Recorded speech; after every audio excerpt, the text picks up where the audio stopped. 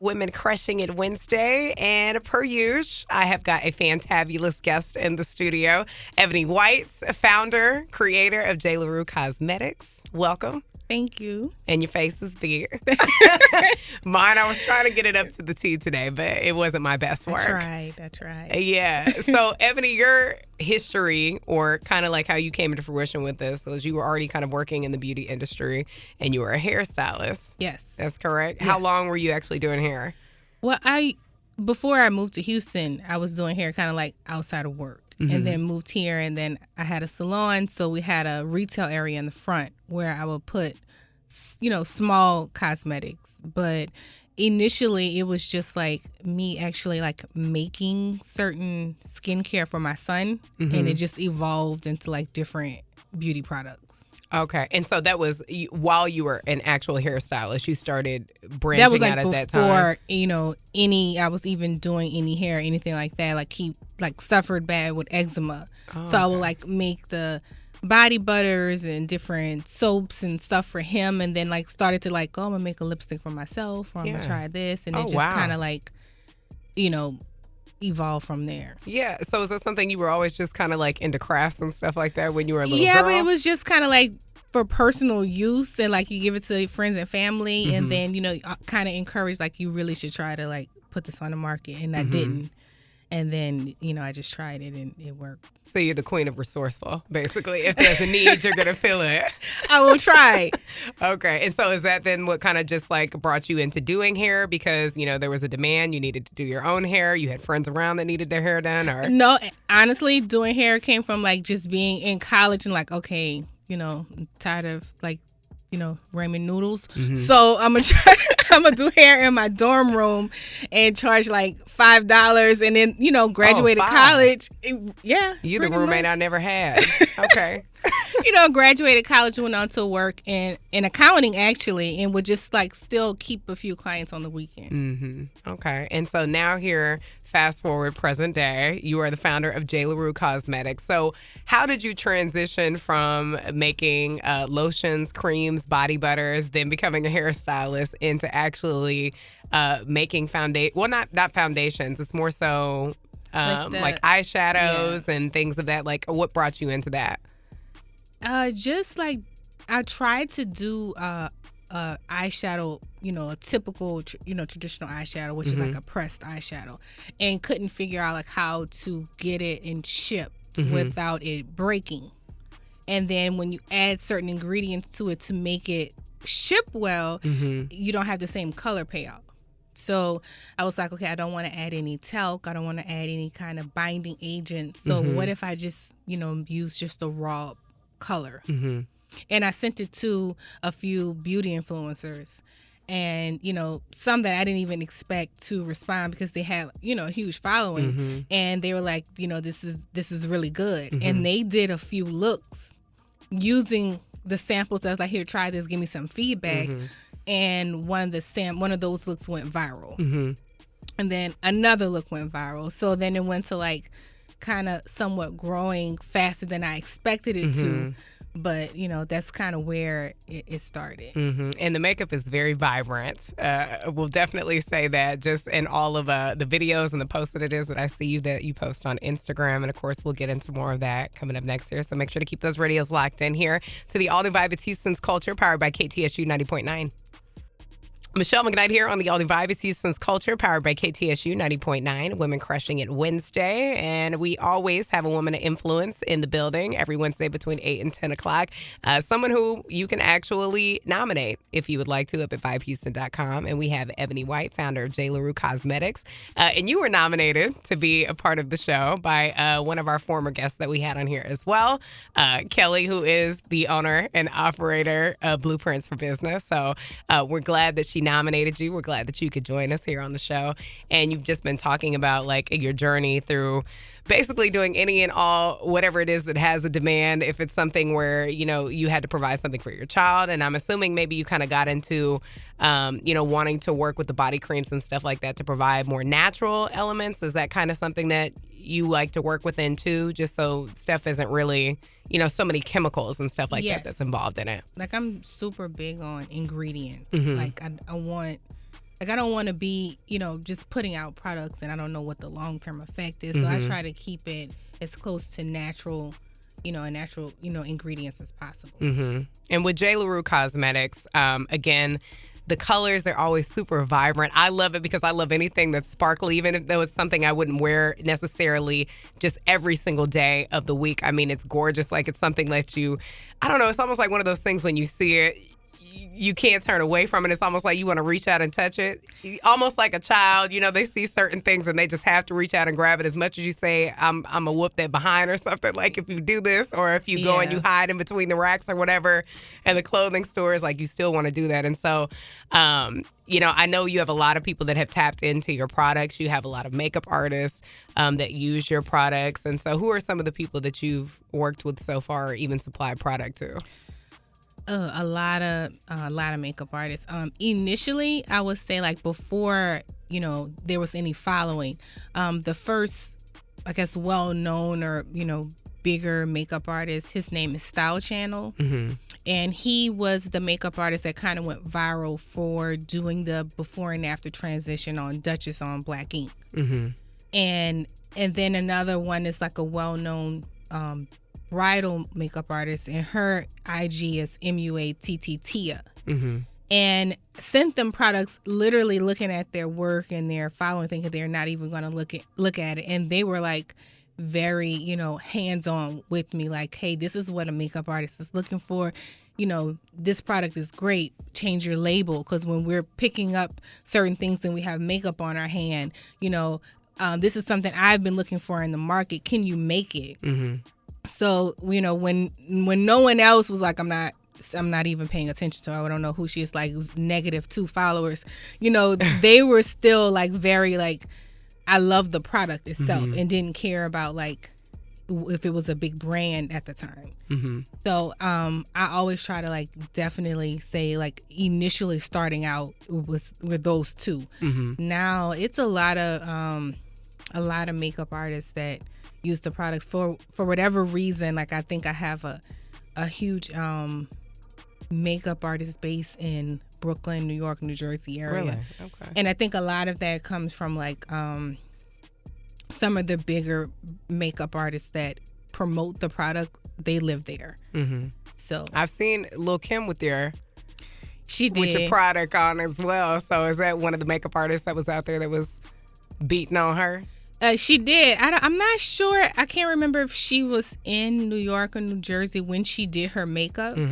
But like, I was so excited to repost, because everybody was going crazy on how, natural and then how like the makeup looked on her. Yeah, because sometimes she does not get it right. That's for sure. But this time around, she looked beautiful. With her J. LaRue, maybe she just needed J. LaRue. Exactly. So. There you go. Okay. And so, have you ever turned away anybody that was interested, or you just, had somebody that you didn't want to work with for whatever reason? They're not a fan of their work. There are a few that'll, I get kind of fussed at in the DM. Like, I tag you all the time. You never post me. Or like, I did this look, can you repost?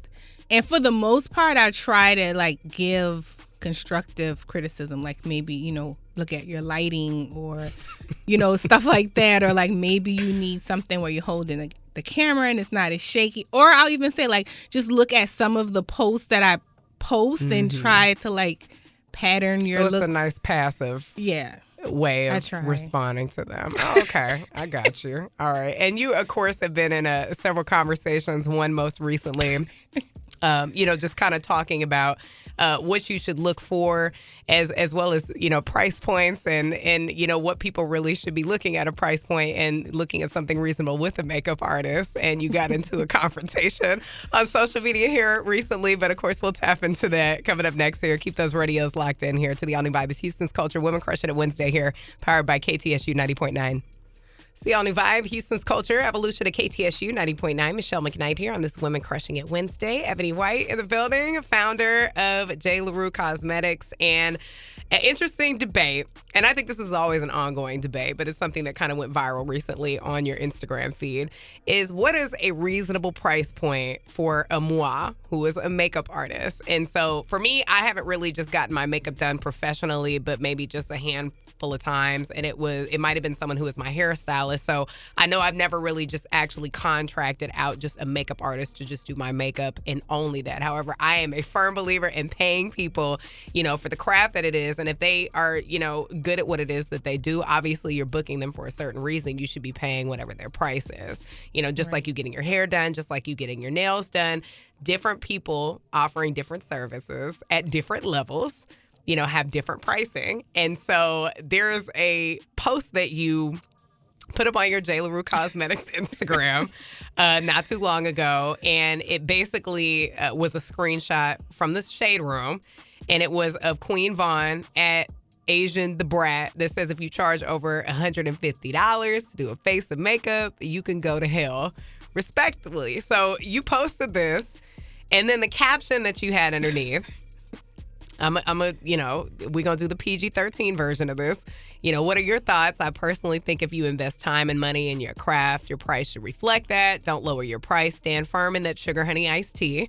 If someone doesn't want to pay your price, let them find someone in their budget, period, with a T at the end. I can't stand I know someone cheaper. If you do book them, and I hope you love it, in the meantime, don't haggle me on my price. Move around. It's not the flea market. Respectfully, emoji with the sunglasses on it. So, it was a lot of feedback, a lot of commentary underneath. A lot of people that kind of were in favor of what you were saying. Some people still, kind of, resistant to it and paying that price. But, I just kind of wanted to just open up the platform for you really to just kind of touch more on that and why you felt so passionately to do a repost. Okay, so I'm not a makeup artist, but I have a lot of makeup artists that go very, very hard for my brand. So I feel like if it's anything that's kind of discounting them, I just kind of felt like it, I need to say something to with this platform to somewhat defend them, because I've seen makeup artists do makeup at different events, different places, and they're on their feet all day, sometimes not even stopping to eat, their back is hurting, I know they're trying to make sure they have all the products, all the brushes that they need, and none of that is cheap. So for someone to, I know she didn't say what to charge, but to say if this is your price, then you should go to hell. It's kind of if you're uncomfortable with the price, then you just keep scrolling, and you find someone else within your budget, or to say that's too expensive for you, maybe. But obviously there are a lot of people that are fine with it, and I think it was coming from a place, at least what I'm assuming for her, that does not know the expenses that go into running a business and how much products actually cost. She's a performer, so it's nine times out of 10 she's going to them. What she said after that to kind of clear it up was, I'm referring to the hood makeup artist and not the Hollywood artist, because a lot of people, came the at hood her from makeup that. Artist. Exactly. So my response she was trying to was sweep up after her tracks. Okay. Right. So that was, how people were defending her in the comments, saying she was talking about, so does your location make it okay to where so you can't charge more because of where you live?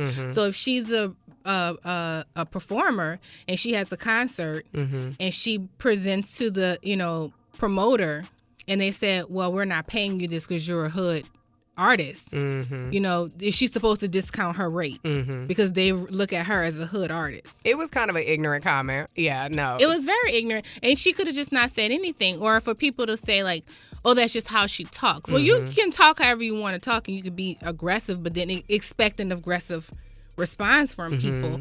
And I'm just not a fan of people being that's just how she is. That's a cop out. You still need to be respectful to other people. And there's a lot of makeup artists that at $150, that's a base price. You still have to pay for them to travel to you. You know, if you're wanting to get, whether it's glitter or this, you want bottom lashes, you want whatever, all of those are upcharges. So I also think a lot of those artists are jaded because people are trying to get on and they're so used to people saying, let me do your makeup for free. Just post me, you know. And there are other artists that's like, you know, I have all these clients that's willing to pay me. Like, your post is not going to pay the bill. So I just think that she was out of line. A lot of people agree with what she felt is too expensive. But you have a right to feel like that's expensive. So then you just find someone else in the budget. But to sit there and say, like, if this is what you charge, then, you know, then go to hell. But she would have been outraged had someone say, this is what you're charging to perform. You're a hood artist. And then, as one of your followers jumped in and came to your defense, too, saying that if you want a $10 beat on your face, then you can just call your little sister up. So. Right. Yeah. You know, I'm pretty sure she can go and on I think Craigslist it's the same argument you could kind of, somebody. you know, bring back full circle to black business, you know, in general, that somebody will go and, you know, they'll spend, you know, $20,000 or something on a Gucci bag, but something that may be a black business owner and they have a fashion line, you know, you want to say that maybe, you know, $125 is too expensive. You know, I think it goes one within the same. You pay for quality, you pay for time of people, you pay for the service. It's just like DJing. It's a bunch of people out in Houston want to pay a DJ $25 an hour. A DJ that charges maybe $100 to $500 an hour, you know, or has a set rate, they want to say, hey, well, let me go find someone cheaper. You know, actually, let's help you find somebody cheaper. Right. At the end of the day, but it won't be me. So, of course, you know, everything full circle, the brand J. LaRue Cosmetics is off the chain. Can you tell everybody where they can go so that way they can just kind of check out some of the products and everything that it is that you offer, see some of the beats of the makeup artists that use your products, where they can find all of that? Sure, you can go on Instagram. It's at J. LaRue Cosmetics. The website is jlaruecosmetics.com, and there are a bunch of makeup artists on there that, you know, we tag in case you want to see where they're located, you know, book with them. I'm sure you'll pay more than $150, but your makeup will look great. Will look like it's more than $150. Right. Well done. Well, we'll have more with Ebony coming up here on the All New Vibe. Keep those radios locked in here for Women Crushing It Wednesday on the All New Vibe. Michele McKnight here on the All New Vibe. It's Houston's Culture, powered by KTSU 90.9. And, of course, as your public radio station here in H-Town, we always like to open up the platform to shine a light on super dope individuals, especially black business owners out here in Houston. So I definitely appreciate you coming into studio tonight. Ebony White, who is my special guest, the founder of J. LaRue Cosmetics. Can you give them that Instagram one more time where they can go? Yes, it's at J. LaRue Cosmetics, JLARUE Cosmetics. Okay. And not only is she the founder of J. LaRue Cosmetics, she does have other companies, other brands, other beauty products that you can tap into as well. I know you have a skincare line, and then you also have a candle line as well. So can you share that information as well? Sure. The candles line is actually on the makeup, on J. LaRue Cosmetics. It is makeup for your vanity. So we have all of our candles that have makeup themes. We have smoky eye, wing liner, nude lip. We have contour. And they're all heavily scented soy candles, so that when you're sitting down to use your J. LaRue to do your makeup, you can, you know, light your candle, you know, on your vanity. Okay, cool. And then skincare products, where can they go to find those? The skincare products will be available when we do our relaunch. Looking at end of February, early March, we'll have a relaunch with new products, new packaging, new website, and we'll have our natural skincare line. Okay, perfect. All right. And I do think it's important, obviously, to reiterate as well that you do, you know, really kind of take note, and you're very sensitive about the ingredients that you use. It doesn't have a lot of chemicals. It's more natural stuff. So for people that do have sensitive skin, this is definitely something you want to tap into. So support black business. Be sure to connect with Ebony. Of course, we will share all of her information on our Instagram as well. So make sure that you are following us at The Vibe Houston. And of course, again, you can follow her at J. LaRue Cosmetics on Instagram. And again, appreciate you coming on. Thank you. And in any event that you want to nominate a woman of influence to be a guest on the show here for Women Crushing It Wednesday with myself, Michele McKnight, you can always do so up at vibehouston.com.